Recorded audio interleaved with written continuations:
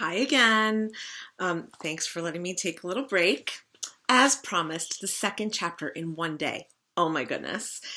Chapter 5 is called Time Out. And here is the picture. Whoo! What are those expressions like, friends? Putting on the glasses right away.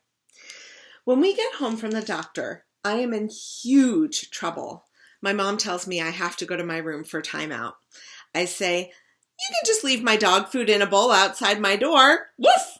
This makes my mom so mad that she grabs my paw and drags me up the stairs. "Walk," she says. "I am," I cry. "On 2 legs," my mom yells. And by the way, the author put 3 what's right there. How did I know to read it? On 2 legs. There's the word yells, but then there's also 3 exclamation points. Alone in my room, I suddenly don't feel like being a dog at all. I've got too many problems as a dog. I show Mary my wound. She feels so bad for me.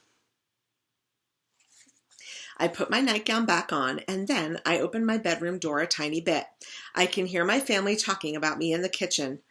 "Rascal gave the doctor a shot," Luke says, laughing. "She is out of control," Violet says. She is laughing too. And here is Dory.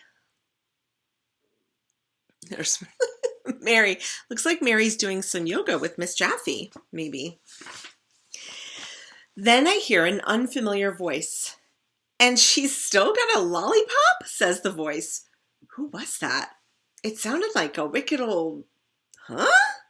Was that Mrs. Gobblecracker? I do not believe it. I walk closer to the stairs to hear better. "All she could do was bark. I've never been so embarrassed in my life," says my mom. "How babyish," laughs the voice. Now I'm sure it is Mrs. Gobblecracker. Are they all sitting around the kitchen table together and laughing at me? And it sounds like they're eating popcorn. "Time out is just what she needs," says my mom. "I agree. Keep her locked up," grumbles Mrs. Gobblecracker with her mouth full of popcorn. And here she is with a thought bubble thinking about it. Friends, that's a really interesting way to think about when you're drawing something in your journal or when you're writing a story, when you're wanting to draw yourself thinking about something, right? You guys know about thought bubbles, but I love how she's picturing this whole scene here. I run back to my room to tell Mary. "Mrs. Gobblecracker is downstairs eating popcorn with my family." "Popcorn! What's the big deal about popcorn?" asks Mary. "She is eating popcorn with my family." If Mary doesn't understand, I can't explain it. "What are you going to do?" asks Mary. "No more hiding, no more disguises, no more tricks," I yell. "Something serious has to be done." "Like what?" she says. "Give me that banana. I'm calling Mr. Nuggy." "Hello? Hi, it's me. Mrs. Gobblecracker is eating popcorn with my family." "Yes, I said popcorn. I can't believe it either. So can you please come back?" What is she using as the telephone, friends? Whoa, that was fast. Look, he's arrived right away. Mr. Nuggy crawls in the window and wipes his muddy boots. "Thanks so much for coming." And here he's got a bag that says ingredients on it. "I've brought ingredients for a poison soup," he says. "This is how we get rid of Mrs. Gobblecracker. Permanently." What does permanently mean? Do you guys know? It means forever. "What will happen when she eats the soup?" I ask. "Well, first she will choke a little bit, and then feathers will come out of her ears, and then her eyeballs will turn into gloppy yogurt, and then she'll drop." "Oh," I say, hugging him, "you are the best fairy godmother in the world." But something isn't quite right. Something isn't quite right. "I don't mean to be picky," I say, "but could you try and look a little more like a fairy godmother?" "What do you have in mind?" he asks. I run to my closet to get some dress-up clothes. Perfect. Look at Mary on the floor, cracking up. Next, we make signs for the door because Mr. Nuggy says we need privacy to make our soup. After we hang the signs, there's a knock on the door. Let's see if we can make a knocking sound. It's Luke. Mom says you can come out of the timeout now. No thanks, I say and shut the door. Timeout is turning to be way too much fun. We don't want any more interruptions, so we decide to send Mary out to be our spy. Tell us if she's coming and wear this wig, I say, and give her a push out the door.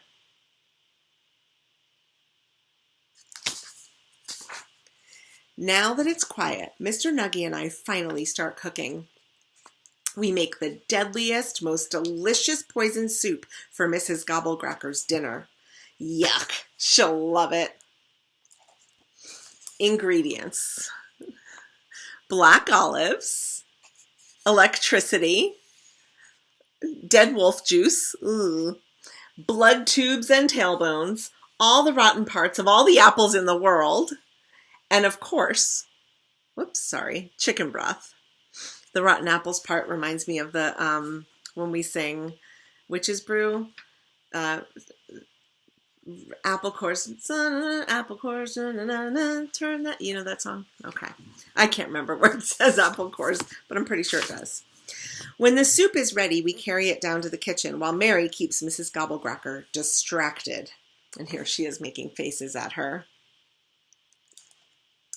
Then Mr. Nuggy and I gather materials for a giant fort where we can hide until dinner time while Mary keeps a lookout. We grab the blankets and sheets and pillows off the bed and collect all the rugs we can, and towels, and laundry, and bath mats, and put them in a big pile surrounded by chairs. And we even have to move some tables and put the chairs on the tables, and we tie the whole thing up with a huge roll of ribbon. And the amazing thing is that we did this without my mom even noticing because she is on the phone.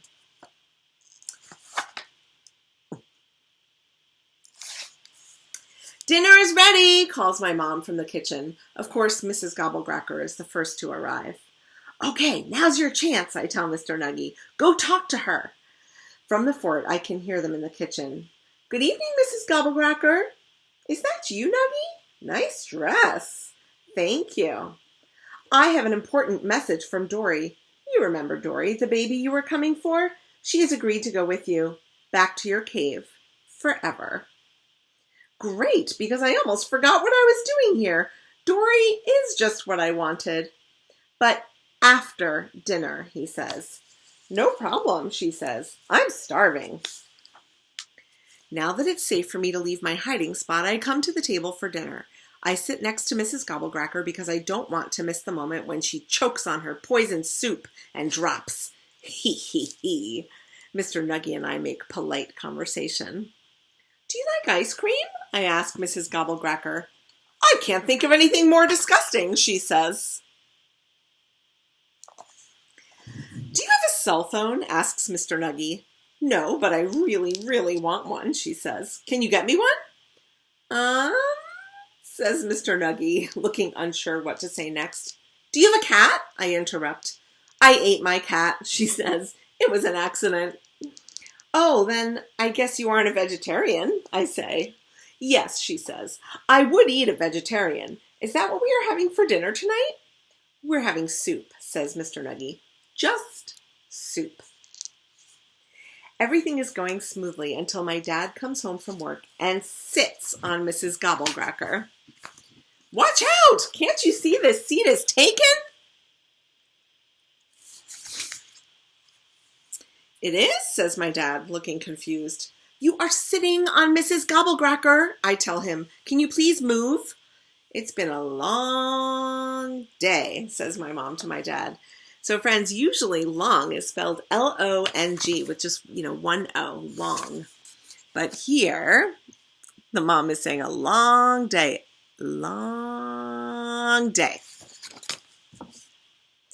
At last, everybody is at the table and sitting in their proper seat.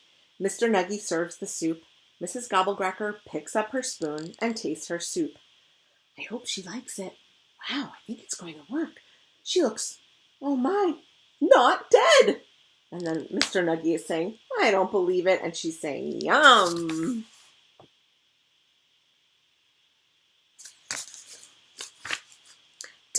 Delicious, says Mrs. Gobblecracker, spooning more into her mouth as it drips down her chin. The soup is a disaster. Nothing happens. No feather in her ears. No yogurty eyeballs. This is the end of me. Mr. Nuggy whispers to me, I'm so sorry. I must have forgotten an ingredient. Ouch! Screams Mrs. Gobblecracker. Mary bit her ankle under the table. Thanks for trying, Mary, I say, but nothing can save me now. Mrs. Gobblecracker will probably bring me to her cave, I think, and put water in my cereal instead of milk and put me to bed too early and not let me jump on her couch, and she won't take me to the library, and she'll eat all my Halloween candy, and she'll always forget to buy bubble bath, and she'll put soggy sandwiches in my lunchbox, and she'll say my nightgowns are too small and give them away to littler kids. And right when it's time to light my birthday candles, she won't be able to find matches, and she might even cook me in a big pot. I'll miss you all, I tell my family. I was such a great kid, and now I'm going to be taken away forever. Bye, says Violet. So long, says Luke. As I'm being carried away, out of the corner of my eye, I notice baby Cherry in her cradle in the living room. Suddenly, I realize I don't need anyone's help. I can save myself. I wiggle out of Mrs. Gobblecracker's arms and run to pick up baby Cherry. I hold her up high so Mrs. Gobblecracker can get a good look. She stares at Cherry, and she stares at me. And she's saying, take her. She's quieter and cuter. Then she looks back at me. I take a deep breath and try to look very grown up.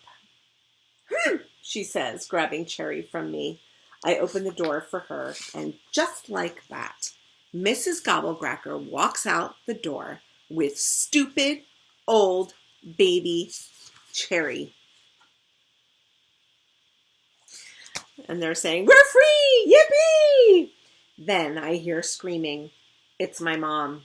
She found my giant fort. Rascal! What is this mess? When did you do this? Clean this up right now. That's the end of chapter 5, friends. Oh boy. Okay. Guess what? We only have, let me just see. Yep, 1 chapter left. That will be perfect for Friday. The next chapter is 6, and it's called Bouncy Ball. And the first word is, I don't want to give anything away, but the first word is it. Woo! It's practically telling you the rest of the story. Okay, friends. I hope you are having a wonderful Thursday. And I am excited to read tomorrow with you.